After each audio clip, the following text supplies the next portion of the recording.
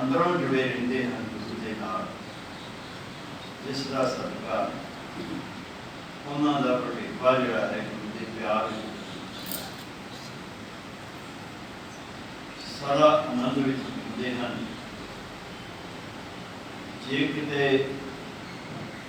जीवन के दुख या सुख आता है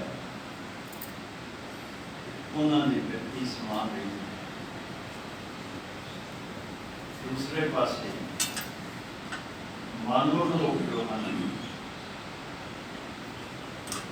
वो बालक अवस्था के होंदियां भी जवानी होंदियां भी बजुर्गों बुढ़ियां तक जीवन जीते हैं।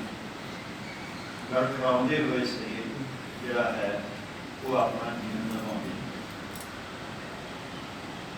सो गुरु साड़ी सुरत को बलवान करता सुरत का संबंध सीधा ही साडे मन के नाल।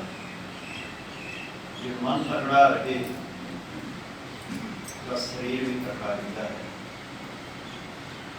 जे मन कमजोर हो जाए तो शरीर भी ढिला रहता है। गुरु की बाणी पढ़ने का गुरु की संगत करने का यही लाहा है कि साडा मन बलवान रहता है, तगड़ा रहता है। बोलन तो गुरु आप आखिरी से विचार होता है। गुरु शब्द सहारा है। महाराज ने सुखमनी साहब दसिया है जिमें किसी मकान की छत जो है वो दीवार उसका सहारा, दीवारों के सिर से छत खड़ती है। इस तरह ही साडे मन का जो सहारा है, मन छत है, इसका सहारा जो है गुरु का शब्द। जिससे मन को गुरु शब्द का सहारा मिल जाता है उसके डिगण का कोई खतरा नहीं है। देखो चाहे किसी भी उम्र के होवे तो चढ़ती कला रहता है। अखीरले श्वासा तक वो गुरु के नाल निभा दिंदा। ये उपदेश आप कल साधन कर रहे थे, अज कोशिश कर रहे हैं। बुरा करे सुखे हासिल है जिहड़ा अपने भले दे वास्ते किसी होर दा बुरा करता है वो संसार में किवें कामयाब हो सकता है। यह सवाल होता है। भाव कामयाब हो ही नहीं सकता है। हमारे का उपदेश है फल का बुरा न रखो जीत, तुमको दुख नहीं पाई। ये इंसान जो सुखी रहना चाहता है अपने जीवन में किसी दूजे का बुरा नहीं सोच। जिहड़ा दूजियां का बुरा सोचता है उसकी हालत की है, उसका अपना ही बुरा हो जाता है। आप एक आखाण भी है कि जो दूजियां के रस्ते में टोए उठता है एक दिन वो आप भी उसे टोए गिरता है। इस करके उपदेश की है कि कदे भी मन के भी किसी के प्रति बुरा नहीं सोचना। ये नहीं कहना कि इसका बुरा हो जाए तो मेरा भला हो जाए। बुरा सोचने वाले जोड़े हैं अपने रोहे आप ही दजे। रोहे का अर्थ है क्रोध, क्रोधी स्वभाव हो जाता है। दूजियां का बुरा सोचने वाले जोड़े हैं सोच ही यहो जी बन जाती है। सो इस क्रोध की अग्नि के विच आप ही अपने आप को साड़ते। दूजे का तो बुरा की करना है, अपना ही बुरा कर रहे। मानुख कमला रगड़ा दुख अजिहा कौन करते हैं जिहड़े मानुख लोग हैं गुरु की कदे शरण में आए ही नहीं, गुरु के उपदेश को कदे सुनिया ही नहीं, पढ़िया ही नहीं। उन्होंने जीवन कमलिया वर्गा होता है और वो सारा जीवन ही जीवन रगड़े ही खाते रहते हैं। भाव कदे किसी गल का नुकसान, कदे किसी गल का, सारी उम्र ही उन्होंने रोने धोने की गल गुरमुख होए ते सब किस ਜਿਹੜਾ ਗੁਰੂ ਦੇ ਸਨਮੁਖ ਰਹਿੰਦਾ ਹੈ। ਮਾਰੇ ਕਹਿੰਦੇ ਕਿ ਗੁਰੂ ਦੀ ਕਿਰਪਾ ਦੇ ਨਾਲ ਉਸ ਨੂੰ ਜੀਵਨ ਕਿਵੇਂ ਸੁਖੀ ਬਣਾਉਣਾ ਹੈ, ਇਹ ਸੋਝੀ ਗੁਰੂ ਬਖਸ਼ ਦਿੰਦਾ ਹੈ। ਦੇਖੋ ਬਾਣੀ ਦੇ ਵਿੱਚ ਸਾਨੂੰ ਇਹ ਸੋਝੀ ਬਖਸ਼ੀ ਹੈ ਕਿ ਗੁਰਸਿੱਖਾ ਜੇ ਤੂੰ ਜੀਵਨ ਸੁਖ ਚਾਹੁੰਦਾ ਹੈ ਨਾ, ਹਰ ਇੱਕ ਚਾਹੁੰਦਾ ਹੈ ਨਾ ਸੁਖੀ ਜਿਹੜਾ ਪ੍ਰਵਾਸ ਤਾਂ ਤਰੀਕਾ ਕੀ ਹੈ? ਗੁਰਮੁਖ ਨਾਮ ਜਪੋ ਮਨ ਮੇਰੇ, ਨਾਨਕ ਪਾਵੋ ਜਿਤ ਹਨੇਰੇ ਸੁਖ ਜ਼ਿੰਦਗੀ ਵਿੱਚ ਆਉਂਦਾ ਹੈ ਨਾ, ਯਾਦ ਰੱਖੀਦਾ। ਉਹ ਰਸਤਾ ਅੱਗੇ ਬੰਦਾ ਚੱਲੇ ਜਾਏ ਨਾ, ਇਹ ਤਾਂ ਹੁਣ ਉਸਦੀ ਮਰਜ਼ੀ ਹੈ। ਜਿਹੜਾ ਚੱਲਦਾ ਹੈ ਗੁਰੂ ਦੇ ਕਹੇ ਦੇ ਅਨੁਸਾਰ, ਮਾਰ ਕਹਿੰਦੇ ਕਿ ਉਸ ਨੂੰ ਜੀਵਨ ਦੀ ਸੋਝੀ ਹੋ ਗਈ। ਉਹ ਔਖੀ ਘੜੀ ਦੇ ਵਿੱਚ ਵੀ ਗੁਰੂ ਸ਼ਬਦ ਦਾ ਹੀ ਆਸਰਾ ਲੈਂਦਾ ਹੈ। ਉਹ ਜੀਵਨ 'ਚ ਕਦੇ ਸੌਖਾ ਸਮਾਂ ਆ ਗਿਆ, ਕਦੇ ਔਖਾ ਸਮਾਂ ਆ ਗਿਆ। ਜਦੋਂ ਸੌਖਾ ਸਮਾਂ ਆਉਂਦਾ ਹੈ ਉਦੋਂ ਵੀ ਗੁਰੂ ਦਾ ਸ਼ਬਦ ਸਹਾਰਾ ਬਣਦਾ ਹੈ। ਮਨ 'ਚ ਹੰਕਾਰ ਨਹੀਂ ਪੈਦਾ ਹੁੰਦਾ, ਜਾ ਕੇ ਰੱਖਦਾ। ਜੇ ਕਿਤੇ ਦੁੱਖ ਵਾਲਾ ਸਮਾਂ ਆ ਗਿਆ ਫਿਰ ਗੁਰੂ ਦਾ ਸ਼ਬਦ ਸਹਾਰਾ ਬਣ ਜਾਂਦਾ ਹੈ। ਨਾਨਕ ਗੁਰਮੁਖ ਮਨ ਸਮਝੇ, ਗੁਰੂ ਦੇ ਸਨਮੁਖ ਰਹਿਣ ਵਾਲਾ ਗੁਰੂ ਸ਼ਬਦ ਦੀ ਖੜਗ ਨੂੰ ਹੱਥ ਵਿੱਚ ਲੈ ਕੇ ਮਨ ਦੇ ਨਾਲ ਜੁੜਦਾ ਹੈ। ਸਾਰਾ ਝਗੜਾ ਹੀ ਸਾਡੇ ਮਨ ਦਾ। ਜਿੰਨੇ ਪੁਆੜੇ ਹਨ ਸਾਰੇ ਜ਼ਿੰਦਗੀ ਦੇ ਵਿੱਚ, ਸਾਰੇ ਹੀ ਮਨ ਦੇ। ਹੋਰ ਕੋਈ ਕਿਸੇ ਦਾ ਇਨਸਾਨਤ ਰੱਬ ਸਾਰਿਆਂ ਦੇ ਅੰਦਰ ਹੈ। ਸਾਰੇ ਅੰਦਰ ਇੱਕੋ ਹੀ ਵਾਹਿਗੁਰੂ ਪਰਮੇਸ਼ਰ ਦੀ ਹੀ ਲੋੜ ਚੱਲ ਰਹੀ ਹੈ। ਇਹ ਸਿਰਫ ਮਨ ਹੀ ਜਿਹੜਾ ਹੈ ਇਹ ਹੀ ਇਨਸਾਨ ਨੂੰ ਖੜਾਈ ਪਾ ਦਿੰਦਾ। ਸੋ ਮਾਰੇ ਕਹਿੰਦੇ ਕਿ ਜਿਹੜਾ ਗੁਰਮੁਖ ਹੈ, ਗੁਰੂ ਦੇ ਸਨਮੁਖ ਰਹਿਣ ਵਾਲਾ ਹੈ, ਉਹ ਗੁਰੂ ਸ਼ਬਦ ਦੀ ਖੜਗ ਲੈ ਕੇ ਮਨ ਦੇ ਨਾਲ ਜੂਝਦਾ ਹੈ। ਜੂਝਣਾ ਕਿਵੇਂ ਹੈ? ਬਾਣੀ ਪੜ੍ਹਦੇ ਹਾਂ ਆਪਾਂ, ਕਥਾ ਕਰ ਲਈ, ਸੁਣ ਲਈ, ਕੀਰਤਨ ਕੀਤਾ, ਸੁਣ ਲਿਆ। ਇਹਨੂੰ ਵਿਚਾਰਨਾ ਹੈ, ਸਮਝਣਾ ਹੈ। ਗੁਰੂ ਮਹਾਰਾਜ ਨੇ ਸਾਨੂੰ ਕਿਹਾ, ਸੁਣਨ ਵਾਲਿਆਂ ਨੇ ਵੀ ਸਮਝਣ ਦਾ ਯਤਨ ਕਰਨਾ ਹੈ ਤੇ ਪੜ੍ਹਨ ਵਾਲਿਆਂ ਨੇ, ਸੁਣਨ ਵਾਲਿਆਂ ਨੇ ਸਮਝਣ ਦਾ ਯਤਨ ਕਰਨਾ ਹੈ। ਸੋ ਮਹਾਰਾਜ ਕੀ ਕਹਿ ਰਹੇ ਹਨ ਤੇ ਮੈਂ ਕੀ ਕਰ ਰਿਹਾ? ਕਿ ਕਿਤੇ ਮੈਂ ਅਜਿਹਾ ਕੁਝ ਤਾਂ ਨਹੀਂ ਕਰ ਰਿਹਾ ਜਿਹੜਾ ਗੁਰੂ ਨੂੰ ਚੰਗਾ ਨਹੀਂ ਲੱਗਦਾ, ਜਾਂ ਜਿਸ ਗੱਲ ਤੋਂ ਮੈਨੂੰ ਗੁਰੂ ਰੋਕ ਰਿਹਾ ਹੈ, ਕਿਤੇ ਮੈਂ ਉਹੀ ਕੁਝ ਤਾਂ ਨਹੀਂ ਕਰ ਰਿਹਾ? ਪਤਾ ਲੱਗ ਜਾਂਦਾ ਬਾਣੀ ਪੜ੍ਹਨ ਵਾਲੇ ਨੂੰ, ਪਤਾ ਲੱਗ ਜਾਂਦਾ, ਇਹ ਸੋਝੀ ਹੋ ਜਾਂਦੀ ਹੈ ਕਿ ਮੈਂ ਕਰ ਕੀ ਰਿਹਾ। ਸੋ ਇਸ ਕਰਕੇ ਜਿੱਥੇ ਕਿਤੇ ਮਨ ਕਰਾਏ ਧਿਆਨ ਲੱਗਦਾ ਹੈ ਗੁਰੂ ਸ਼ਬਦ ਦੇ ਡਗੇ ਨਾਲ ਸੰਬੰਧ, ਗੁਰੂ ਸ਼ਬਦ ਦੀ ਝਿੜਕ ਪਾ ਕੇ ਉਸ ਨੂੰ ਰੋਕਦਾ। ਜਿਨ੍ਹਾਂ ਸਤਿਗੁਰ ਪੁਰਖਾਂ ਨਾਲ ਸਿਵਿਓ ਸ਼ਬਦ ਨਾ ਕਰੋ ਵਿਚਾਰ, ਕੋਈ ਮਾਨਸ ਜੂਨਾ ਆਖੀਨ ਪਸ਼ੂ ਢੋਲ ਖਾਵਾ। ਮਨੁੱਖਾ ਜਨਮ ਵਿੱਚ ਆ ਕੇ ਵੀ ਜਿਨ੍ਹਾਂ ਨੇ ਸਤਿਗੁਰੂ ਪਰਮੇਸ਼ਰ ਦਾ ਜੋ ਰੂਪ ਹੈ ਉਸ ਨੂੰ ਯਾਦ ਨਹੀਂ ਕੀਤਾ, ਉਸ ਦੀ ਸੇਵਾ ਨਹੀਂ ਕੀਤੀ। ਹਰ ਕਹਿੰਦੇ ਕਿ ਕਦੇ ਗੁਰੂ ਦੇ ਸ਼ਬਦ ਨੂੰ ਵਿਚਾਰਿਆ ਹੀ ਨਹੀਂ ਮਨ ਦੇ, ਵੀ ਕਦੇ ਗੁਰੂ ਦੇ ਉਪਦੇਸ਼ ਨੂੰ ਮਨ ਦੇ ਵਿਚਾਰ ਵਿੱਚ ਲਿਆਂਦਾ ਹੀ ਨਹੀਂ। ਉਹਨਾਂ ਇਨਸਾਨਾਂ ਨੂੰ ਮਨੁੱਖ ਨਾ ਕਹੋ, ਮਨੁੱਖੀ ਜੀਵਨ ਵਿੱਚ ਨਹੀਂ ਹਨ, ਉਹ ਤਾਂ ਪਸ਼ੂ ਹਨ। ਢੋਰ ਕਹਿੰਦੇ ਮਰੇ ਹੋਏ, ਜਿਉਂਦੇ ਪਸ਼ੂ ਨਹੀਂ।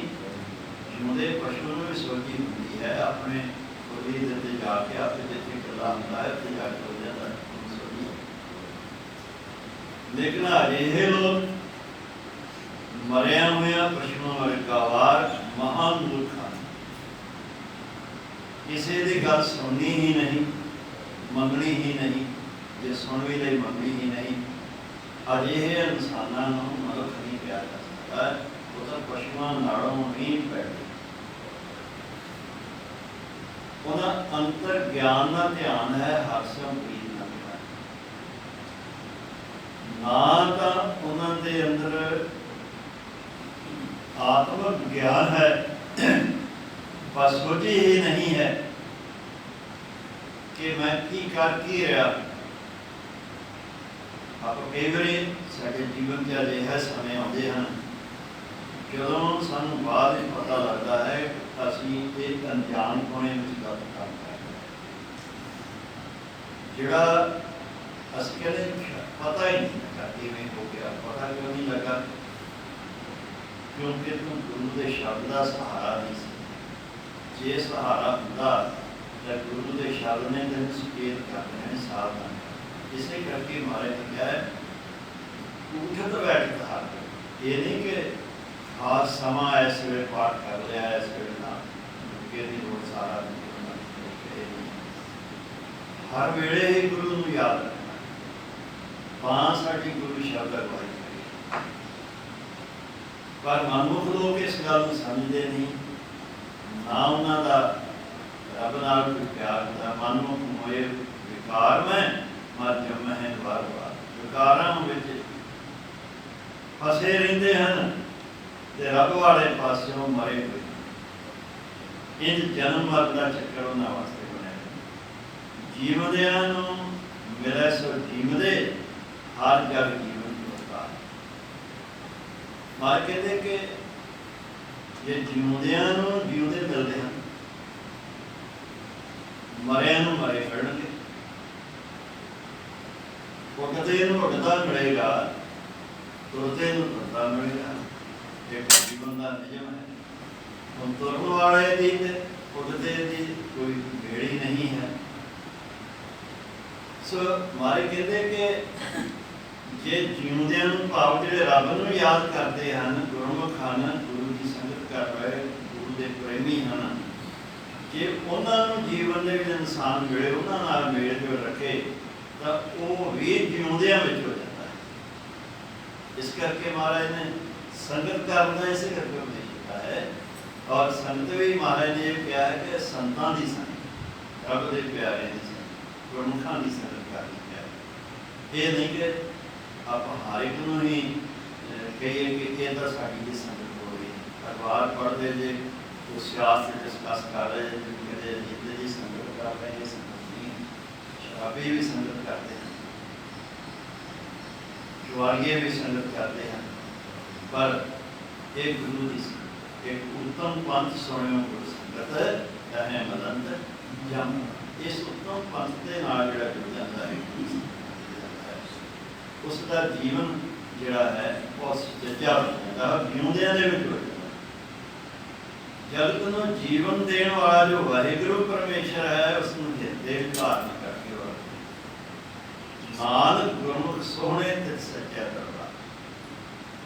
ਅੱਜ ਇਹ ਗੁਰੂ ਦੇ ਪਿਆਰ ਵਾਲੇ ਰੱਬ ਦੀ ਦਰਗਾਹ ਦੇ ਵਿੱਚ, ਪਰਮੇਸ਼ਰ ਦੇ ਦਰ ਦੇ ਉੱਤੇ ਸ਼ੋਭਾ ਵਡਿਆਈ ਬੜਾ ਨਾਮ ਤੇ ਮੁਕੁਜਲੇ। ਮੁਕੁਜਲੇ ਦਾ ਮਤਲਬ ਉਹਨਾਂ ਨੂੰ ਵਡਿਆਈ ਮਿਲਦੀ, ਸਰਕਾਰ ਦਿੰਦਾ ਹੈ ਗੁਰੂ ਦੇ ਸਾਹਮਣੇ। ਹਰ ਮੰਦਰ ਹਰ ਸਾਜਿਆ, ਹਰ ਵਸੈ ਜਿਸ ਨਾਲ। ਗੁਰਮਤਿ ਹਰ ਪਾਇਆ, ਮਾਇਆ ਮੋਹ ਪਾਇਆ। ਹਰ ਮੰਦਰ ਇੱਕ ਤਾਂ ਹਰ ਮੰਦਰ ਸਾਹਿਬ, ਦਰਬਾਰ ਸਾਹਿਬ, ਅੰਮ੍ਰਿਤਸਰ ਸਾਹਿਬ। ਗੁਰੂ ਮਹਾਰਾਜ ਨੇ ਹਰ ਮੰਦਰ, ਇਹ ਸਰੀਰ ਹੈ, ਇਸ ਸਰੀਰ ਨੂੰ ਵੀ ਹਰਿ ਦਾ ਮੰਦਰ ਹੈ। ਜਿਸ ਥਾਂ ਦੇ ਉੱਤੇ ਵਾਹਿਗੁਰੂ ਪਰਮੇਸ਼ਰ ਦਾ ਵਾਸਾ ਹੈ, ਉਹ ਹਰਿ ਦਾ ਮੰਦਰ ਹੈ। ਮੰਦਰ ਦਾ ਮਤਲਬ ਹਰਿ ਦਾ ਮੰਦਰ, ਵਾਹਿਗੁਰੂ ਪਰਮੇਸ਼ਰ ਜੋ ਸਾਰੀ ਸ੍ਰਿਸ਼ਟੀ ਨੂੰ ਹਰਿਆ ਕਰਨ ਵਾਲਾ ਹੈ। ਸਾਰੇ ਜਗਤ ਦਾ ਜੋ ਜੀਵਨ ਹੈ ਉਹ ਜਿੱਥੇ ਉਹਦਾ ਵਾਸਾ ਹੈ, ਹਰਿ ਦਾ ਮੰਦਰ। ਤੇ ਮਹਾਰਾਜ ਨੇ ਗੁਰਬਾਣੀ ਦੀ ਸਾਨੂੰ ਇਹ ਸਮਝਾਇਆ ਹੈ ਕਿ ਇਸ ਸਰੀਰ ਦੇ ਵਿੱਚ ਵਾਹਿਗੁਰੂ ਪਰਮੇਸ਼ਰ ਦਾ ਵਾਸਾ ਹੈ। ਸੋ ਇਸ ਕਰਕੇ ਇਸ ਨੂੰ ਹਰ ਮੰਦਰ ਕਿਹਾ ਹੈ। ਹਰ ਮੰਦਰ ਹਰ ਸਾਜਿਆ। ਵਾਹਿਗੁਰੂ ਪਰਮੇਸ਼ਰ ਨੇ ਆਪਣਾ ਮੰਦਰ, ਸਰੀਰ ਰੂਪੀ ਮੰਦਰ ਸਾਜਿਆ ਹੈ। ਹਰ ਵਸਿਆ ਜਿਸ ਨਾਲ, ਇਸ ਦੇ ਵਿੱਚ ਵਾਹਿਗੁਰੂ ਪਰਮੇਸ਼ਰ ਹਰ ਵੇਲੇ ਵਸਦਾ ਹੈ। गुरमति हर पाया माया मोह पाया। इस हरि रूपी मंदिर जिवें मंदिर के अंदर जावांगे फिर ही उत्थे जिवें इत्थे मानो मंदिर है जिहड़ा बिल्डिंग जिहड़ी है मंदिर है, इस गुरु ग्रंथ साहिब का प्रकाश है।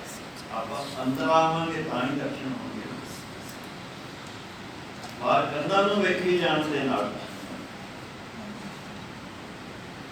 इसे तरह ही इस शरीर नूं बाहरों जिन्ना मर्जी लिंग खोज के रखो तुसीं, जिन्ना चिर इस शरीर के अंदर नहीं आपां झाती मारते, बाहरी सवारिया होया जिहड़ा हार शिंगार है ये साडे किसी काम नहीं।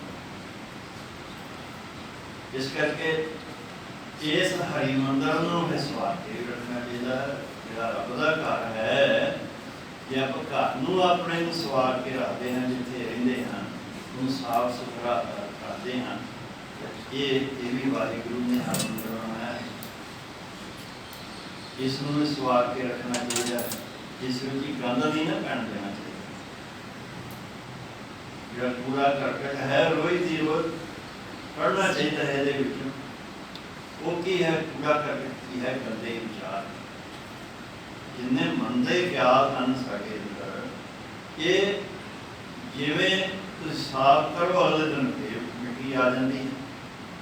घर साफ करो, कमरा साफ करो, अंदर फिर मिट्टी अगले दिन आई जाती है। इस तरह ही तुसीं आए संगत बैठे गुरु की बाणी पढ़ी, अंदर कुछ शुद्ध होया पवित्र होया, मुड़ के फिर लोगों ने वाह पिया, परिवार ने वाह पिया, फिर वो भी अंदर अंदर आ गई। फिर अगले दिन भी साफ करना पड़ेगा। फिर तां महाराज ने क्या संगत है, फिर संगत विच आओ, फिर साफ हुंदा रहे। इंज इनू नित साफ करने की लोड़ है। जे किते बहुती मिट्टी जम जाए ना घर के विच, साफ करने वास्ते बड़ी मेहनत। महाराज ने खंदली क्या, खंदली की होंदा है, वो ताकि वो कपड़ा होंदा है जिसमें कुल साफ कर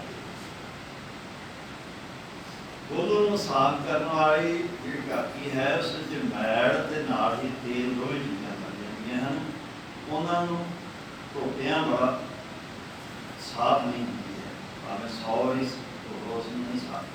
सियाणे लोग उसमें गर्म पानी में पा के फिर साफ करते हैं, साबुन पा के। इसी तरह ही आप कहिए कि अंदर जो साडा है साफ हो जाएगा, इंज ही साफ हो जाएगा गंदे विचारों का निकल जाए। ये तो रोज ही सवेर का वेला संभालना पड़ेगा गुरसिख नूं। इस तरह संगत का वेला भी संभालना। दोवें वेले जिहड़े हैं जिस गुरसिख ने दोवें वेले संभाल ले, अमृत वेला रात का पिछला पैर ते गुरु की संगत का वेला, ਉਹਦਾ ਇਹ ਸਰੀਰ ਰੂਪੀ ਮੰਦਰ ਅੰਦਰੋਂ ਸਾਫ਼ ਰਹਿੰਦਾ ਹੈ। ਜੇ ਕਿਤੇ ਥੋੜਾ ਬਹੁਤ ਅਸਰ ਪਵੇ ਵੀ ਤਾਂ ਫਿਰ ਸੰਗਤ ਚ ਆ ਕੇ ਬੈਠ ਕੇ ਸਾਫ਼ ਹੋ। ਸੋ ਗੁਰੂ ਦੇ ਸਨਮੁਖ ਰਹਿਣ ਵਾਲੇ ਜਿਹੜੇ ਹਨ ਉਹ गुरु की संगत करदियां गुरु शब्द के राही अपने अंदरों जो माया का प्रभाव है, माया की ममता का प्रभाव सब खतरनाक है कि ये नहीं सानू भुलती है, बाकी सब कुछ भावें भुल जाए। सो इसनूं साड़ते गुरु शब्द की अग ला के इन्हों साड़ते, फिर अंदरों वाहिगुरु परमेश्वर जी का जो है प्रकाश उसका एहसास करते हैं। परमेश्वर की जोत का प्रकाश है सबके अंदर, उसका अपने अंदरों एहसास हर मंदिर वास्ता नेक है नामनित नाम समाध। इस हरिदेव मंदिर श्री रूपी मंदिर में वाहिगुरु परमेश्वर ने बहुत ही कीमती वस्तु मार नामनित नाम समाध। 9 निधियां 9 खजाने जिहड़े हैं, नाम रूपी 9 खजाने जिहड़े हैं, ये इस शरीर के विच ही वाहिगुरू ने महाराज ने संकेत दिता है। सतगुर शब्द उजारो दीपा, विंस्यो अंधकार ते मंदर रतन कोटड़ी खुली अनुपा अनुपादन और रत्ना ते जो रत्ना की भरी हुई कोटड़ी इस शरीर रूपी मंदिर के विच। देखो बहुत सारे बाहरी जो कुछ आप कर रहे हैं, ये सानू अंदर का संकेत जिमें आप दीवा बालते हैं, लोग कहते हैं जोत है, मत्था भी टेकते हैं। ये जी जोत है असल में संकेत है साढ़े अंदरली जोत है, ये साढ़े अंदर जोत है ना। जे बाहरली जोत तक ही सीमित रहेंगे, अंदरली जोत पर ध्यान नहीं जाएगा, फिर बाहरी है। इसलिए बाहरी मंदिरों में जाके बढ़ांगे, रोज तुरे फिरांगे, जितने मर्जी तुरे फिरो, जे शरीर रूपी मंदिर में नहीं आप गए फिर भी अधूरे रहे। गुरु के शब्द के नाल ये शरीर रूपी मंदिर के अंदर बढ़ना। फिर उत्थे मारे कहते कि बहुत कीमती वस्तुएं हैं। धन भगवंती नानका जिन्हें गुरमुख लगा है, वो भाग्यां वाले रब के प्यारे हैं, धनता के योग हैं, जिन्होंने गुरु का सहारा लैके, गुरु शब्द का सहारा लैके अपने अंदरों उस हरी नूं लभ परमेश्वर नूं लभ। महाराज कहा ना कि बाहर न तुरया फिरे, काहे रे बन खोड़ी जाए, सब निवासी सदा लेवा तो बाहर न लभ उन्हों, तेरे अंदर है। अंदर गुरु के शब्द ने अपने अंदर वाड़ा, ते तेन अंदरों ही वाहिगुरू परमेश्वर मिले। वट भागी गढ़ मंदिर खोजिया आ कहते पाया। भागां वाले लोग हैं जिहड़े इस इत्थे गढ़ भी शब्द वरत लिया, गढ़ किले में, इस गढ़ नूं, इस किले नूं मंदिर भी नाल शब्द है।